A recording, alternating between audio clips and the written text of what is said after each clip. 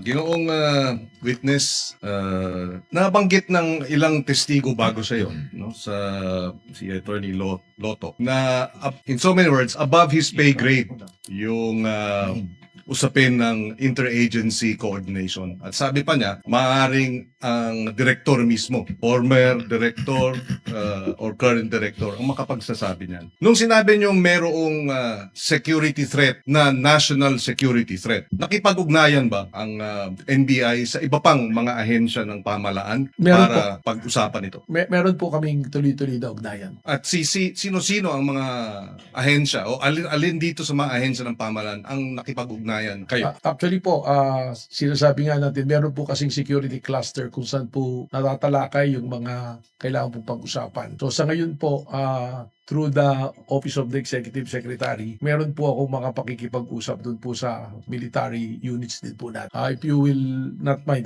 I will not mention the exact military unit po. So there have been interagency coordination Yes. to assess and to address itong kinukonsidera ninyong national security threat. Ito po yan. Yes po. Okay.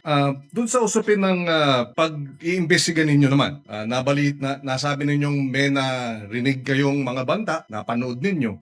Meron ba kayong na-monitor na nagbanta naman ang ating Pangulo bilang pag-retaliate doon sa nasabing banta ni ni Vice President?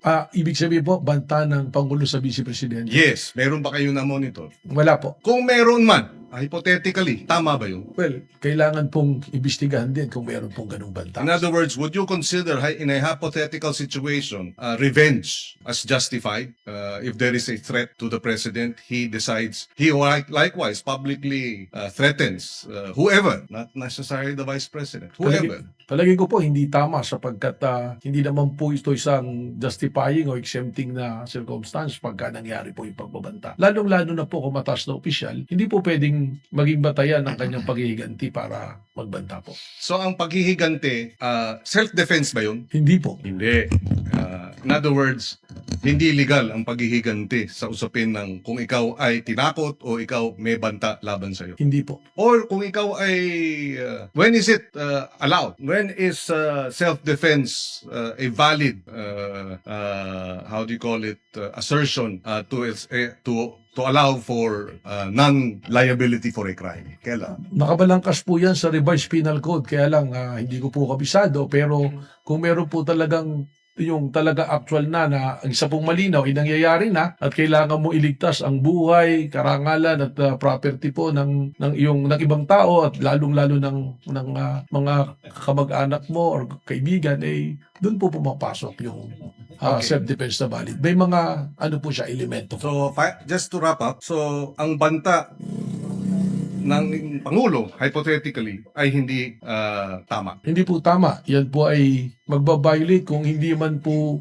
sa batas na umiiral na kodigo penal, doon po sa konstitusyon bilang isang Pangulo ka, meron ka pong katungkulan na igalang ang batas, igalang ang konstitusyon at maging parehas po sa ibang tao po. Maraming salamat.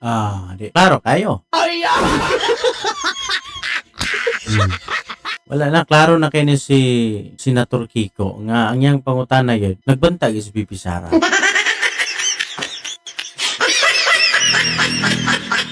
Yun lang po at maraming salamat.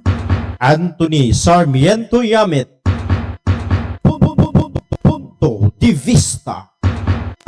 Dili manghilabot apan manginlabot.